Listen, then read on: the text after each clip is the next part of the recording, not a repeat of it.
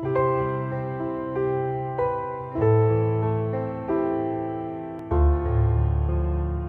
historia de la redención. Capítulo 29. La crucifixión de Cristo. Cristo, el precioso Hijo de Dios, fue conducido y entregado al pueblo para ser crucificado. Los discípulos y creyentes de las regiones circunvecinas se unieron a la multitud que seguía a Jesús rumbo al Calvario. La madre del Señor también estaba allí, sostenida por Juan, el discípulo amado. Su corazón estaba herido por una angustia inenarrable. No obstante, ella, junto con los discípulos, esperaba que mudara la penosa escena y que Jesús manifestara su poder y apareciera ante sus enemigos como el Hijo de Dios. Pero de nuevo su corazón de madre desfalleció al recordar las palabras mediante las cuales Él se había referido brevemente a las cosas que estaban sucediendo ese día. Apenas había pasado Jesús por la puerta de la casa de Pilato cuando trajeron la cruz preparada para Barrabás y la depositaron sobre sus hombros, magullados y sangrantes. También cargaron con cruces a los compañeros de Barrabás, que debían sufrir la muerte al mismo tiempo que el Señor. El Salvador llevó su cruz unos pocos pasos, pero por causa de la pérdida de sangre y el excesivo cansancio y el dolor, cayó desmayado al suelo. Cuando recuperó el sentido, nuevamente la colocaron sobre sus hombros y lo obligaron a avanzar. Vaciló unos pocos pasos mientras cargaba la pesada cruz, y entonces cayó al suelo como si estuviera sin sentido. Al principio lo creyeron muerto, pero finalmente recuperó el conocimiento una vez más. Los sacerdotes y dirigentes no manifestaron la menor compasión por los sufrimientos de su víctima, pero se dieron cuenta de que le era imposible llevar un paso más ese instrumento de tortura. Mientras pensaban qué podían hacer, Simón, un cireneo que venía en dirección contraria, se encontró con la multitud. Lo tomaron entonces a instancias de los sacerdotes y lo obligaron a llevar la cruz de Cristo. Los hijos de Simón eran discípulos de Jesús, pero él mismo nunca había tenido relación con él. Una gran multitud siguió al Salvador al Calvario, y muchos de sus integrantes se burlaban de él y lo ridiculizaban, pero muchos lloraban y repetían sus alabanzas. Los que habían sido sanados de diversas enfermedades, los que habían resucitado de entre los muertos, se refirieron con voz fervorosa a sus maravillosas obras y manifestaron el deseo de saber qué había hecho para que se lo tratara como malhechor. Pocos días antes lo habían acompañado en medio de gozosos hosanas mientras sacudían ramas de palmeras cuando él entraba triunfalmente en Jerusalén. Pero muchos de los que habían dado clamores de alabanza, porque en ese momento era popular hacerlo, ahora lanzaban el grito de «¡Crucifícale! ¡Crucifícale!». Clavado en la cruz.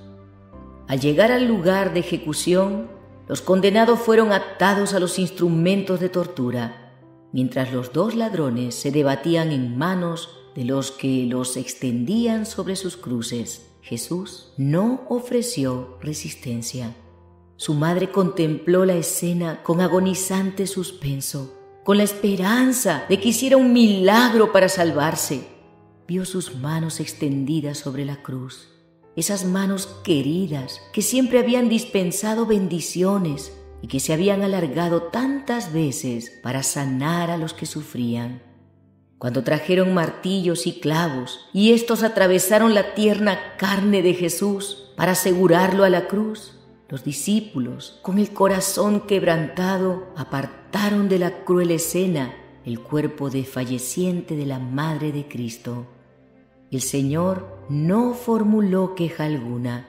Su rostro seguía pálido y sereno, pero grandes gotas de sudor perlaban su frente.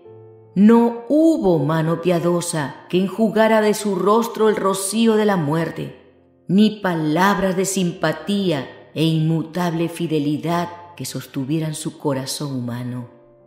Estaba pisando totalmente solo el lagar, y del pueblo nadie estuvo con él.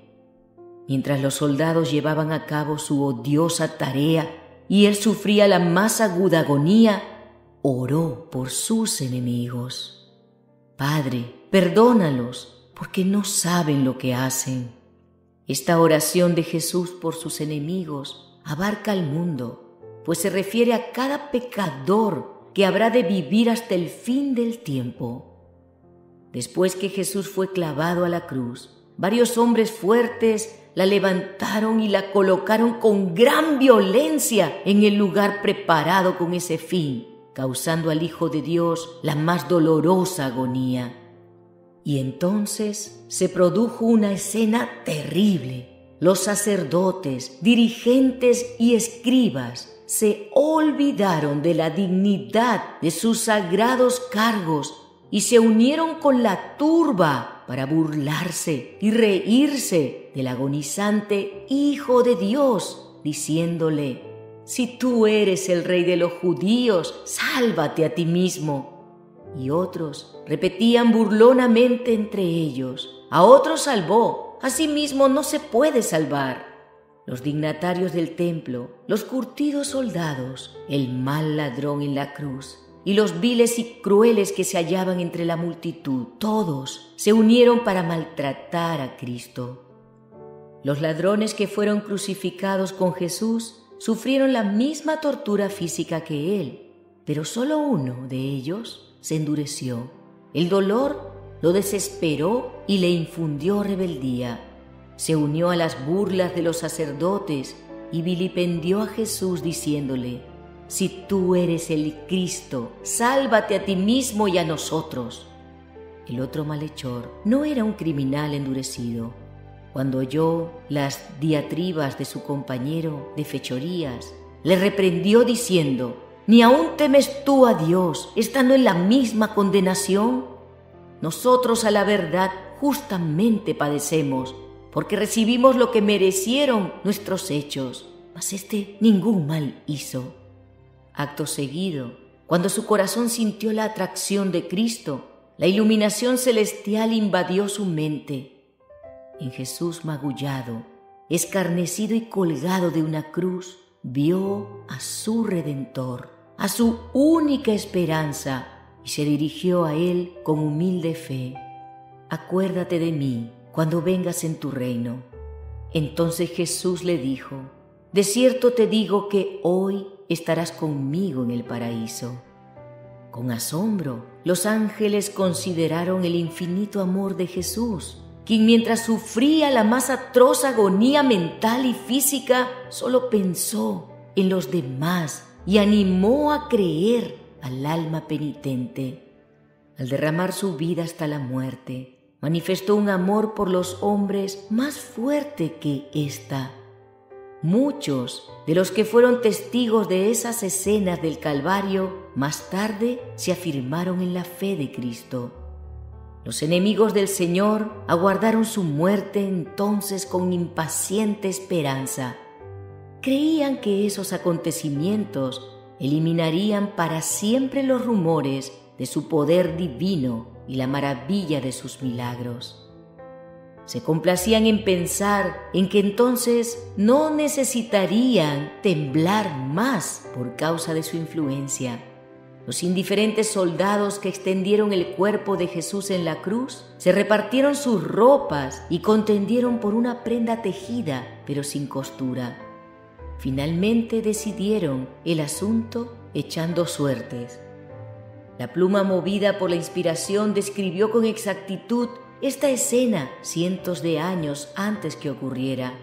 «Porque perros me han rodeado, me ha cercado cuadrilla de malignos, horadaron mis manos y mis pies, repartieron entre sí mis vestidos y sobre mi ropa echaron suertes».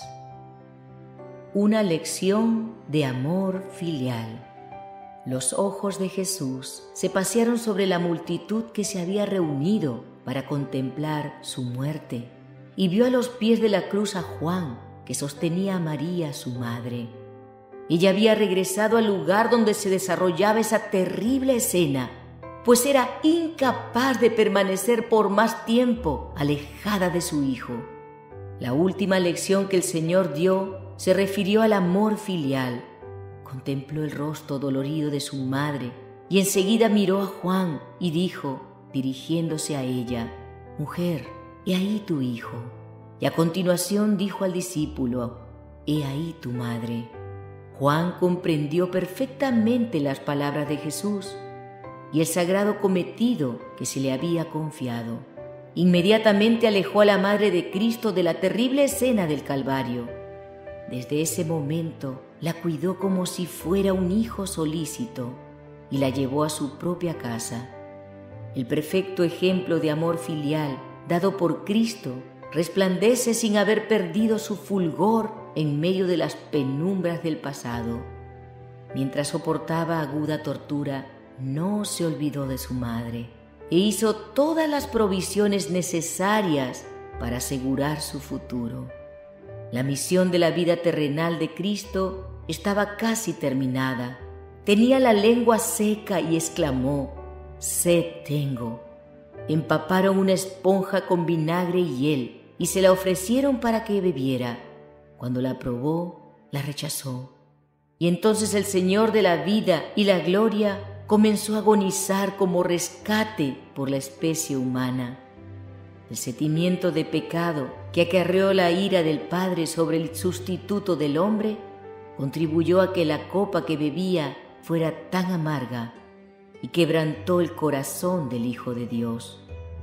En su condición de sustituto y seguridad del hombre, la iniquidad de éste fue depositada sobre Cristo. Se lo contó entre los transgresores para que pudiera redimirlos de la maldición de la ley. La culpa de cada descendiente de Adán de todas las épocas oprimía su corazón, y la ira de Dios y la terrible manifestación de su disgusto frente a la iniquidad llenaron de consternación el alma de su Hijo. El apartamiento del rostro divino de junto al Salvador en esa hora de suprema angustia atravesó su corazón con un pesar que jamás podrá comprender plenamente el hombre. Cada espasmo soportado por el Hijo de Dios en la cruz, las gotas de sangre que fluyeron de su frente, sus manos y sus pies, las convulsiones de agonía que sacudieron su cuerpo y la ineludible angustia que llenó su alma cuando su padre ocultó su rostro de él, hablan al hombre diciéndole: por amor a ti, el Hijo de Dios consintió en permitir que estos terribles crímenes fueran depositados sobre él. Por ti saqueó los dominios de la muerte y abrió las puertas del paraíso y la vida inmortal. El que calmó las airadas olas por medio de su palabra y caminó por las ondas coronadas de espuma, que hizo temblar a los demonios y logró que huyera la enfermedad al toque de su mano. El que resucitó muertos y abrió los ojos de los ciegos, se ofreció en la cruz como el único sacrificio en lugar del hombre. Él, el portador del pecado, soportó el castigo legal que merecía la iniquidad y se hizo pecado por el hombre. Satanás hirió el corazón de Jesús con sus fieras tentaciones. El pecado tan aborrecible a su vista se acumuló sobre él hasta que gimió bajo su peso. No es maravilla que su humanidad temblara en esa hora terrible. Los ángeles fueron testigos asombrados de la desesperada agonía del Hijo de Dios, mucho mayor que su dolor físico, que casi no sentía. Las huestes celestiales se cubrieron el rostro para no ver algo tan terrible. La naturaleza inanimada manifestó simpatía hacia su agonizante e insultado autor. El sol no quiso contemplar la terrible escena. La plenitud de sus rayos resplandecientes estaba iluminando la tierra a mediodía, cuando de repente pareció desaparecer. Espesas tinieblas, como si fueran un sudario, rodearon la cruz y toda la zona circundante. Las tinieblas duraron 3 horas completas. A la hora 9, la terrible oscuridad desapareció para la gente, pero siguió envolviendo al Salvador como si fuera un manto. Los furiosos relámpagos parecían dirigidos contra él mientras yacía colgado de la cruz. Entonces Jesús clamó a gran voz diciendo: «Eloí, Eloí, lama sabactaní», que traducido es: Dios mío, ¿por qué me has desamparado? Consumado es. En silencio, la gente contempló el final de esa impresionante escena. De nuevo el sol resplandeció, pero la cruz siguió rodeada de tinieblas. De repente la oscuridad se apartó de la cruz y con tonos claros, como de trompeta, que parecían proyectar sus ecos por toda la creación, Jesús exclamó: «Consumado es. Padre, en tus manos encomiendo mi espíritu». Un halo luminoso circundó la cruz y el rostro del Salvador brilló como una gloria semejante a la del sol. Entonces inclinó la cabeza sobre el pecho y murió. Cuando Cristo falleció, había sacerdotes que servían en el templo delante del velo que separaba el lugar santo del Santísimo. De repente sintieron que la tierra temblaba bajo sus pies y el velo del templo, una cortina fuerte y de buena calidad que se renovaba cada año, fue rasgada de alto a bajo por la misma mano exangüe que escribió las palabras condenatorias sobre los muros del palacio de Belsasar. Jesús no depuso su vida hasta haber cumplido la obra que había venido a hacer y exclamó con su último suspiro: «Consumado es». Los ángeles se regocijaron cuando escucharon esas palabras, porque el gran plan de redención había sido llevado a cabo triunfalmente. Hubo gozo en el cielo, porque los hijos de Adán, de allí en adelante, y gracias a una vida de obediencia, podrían ser llevados finalmente a la presencia de Dios. Satanás fue derrotado y sabía que su reino estaba perdido. La sepultura. Juan no sabía qué medidas había que tomar con respecto al cuerpo de su amado Maestro. Temblaba al pensar que podría ser manoseado por soldados rudos e insensibles y depositado en un sepulcro indigno. Sabía que no podría conseguir favores de las autoridades judías y muy pocos de Pilato. Pero José y Nicodemo hicieron frente a esa emergencia. Los dos eran miembros del Sanedrín y conocían a Pilato. Ambos eran ricos e influyentes. Estaban decididos a conseguir que el cuerpo de Jesús tuviera una sepultura honorable. José enfrentó osadamente a Pilato y le pidió que le diera el cuerpo de Jesús para sepultarlo. Este dio entonces una orden oficial para que le fuera entregado, mientras Juan, el discípulo, estaba ansioso y perturbado por los sagrados restos de su amado Maestro. José de Arimatea volvió con la autorización del gobernador, y Nicodemo, anticipándose al resultado de la entrevista de José con Pilato, vino con una costosa mezcla de mirra y aloes de unos 50 kilos de peso. Los más honrados de Jerusalén no hubieran recibido mayores muestras de respeto en ocasión de su muerte. Con suavidad y reverencia, estos hombres retiraron con sus propias manos el cuerpo de Jesús del instrumento de tortura, mientras lágrimas de simpatía rodaban por sus mejillas al contemplar el cuerpo lacerado del Señor, que bañaron y limpiaron cuidadosamente de toda mancha de sangre. José era dueño de una tumba, cavada en la roca, que estaba reservando para sí mismo. Estaba cerca del Calvario, y allí preparó sepulcro para Jesús. El cuerpo, junto con las sustancias aromáticas traídas por Nicodemo, fue envuelto cuidadosamente en un lienzo de lino, y los 3 discípulos llevaron su preciosa carga a ese sepulcro nuevo, donde nadie había yacido todavía. Extendieron los magullados miembros y doblaron las contusas manos para colocarlas sobre el pecho inmóvil. Las mujeres galileas se aproximaron para verificar que se hubiera hecho todo lo que se podía hacer para el cuerpo sin vida de su amado Maestro. Vieron entonces cómo se colocaba la pesada piedra a la entrada del sepulcro, y el Hijo de Dios quedó descansando allí. Las mujeres se quedaron hasta el final junto a la cruz y junto a la tumba de Cristo. Aunque los dirigentes judíos habían llevado a cabo su malvado propósito de dar muerte al Hijo de Dios, su aprensión no disminuyó ni murió su envidia. Mezclado con el gozo de la venganza satisfecha, se hallaba siempre presente el temor de que su cadáver, que yacía en la tumba de José, surgiera de nuevo a la vida.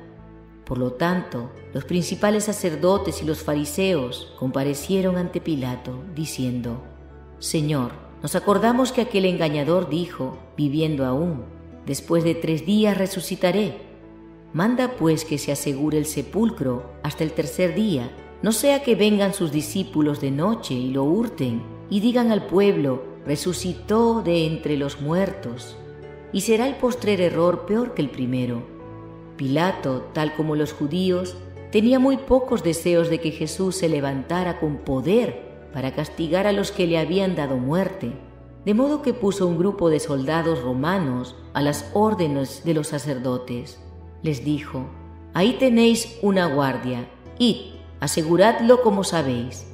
Entonces ellos fueron y aseguraron el sepulcro, sellando la piedra y poniendo la guardia. Los judíos comprendieron la ventaja de tener esa guardia junto a la tumba de Jesús.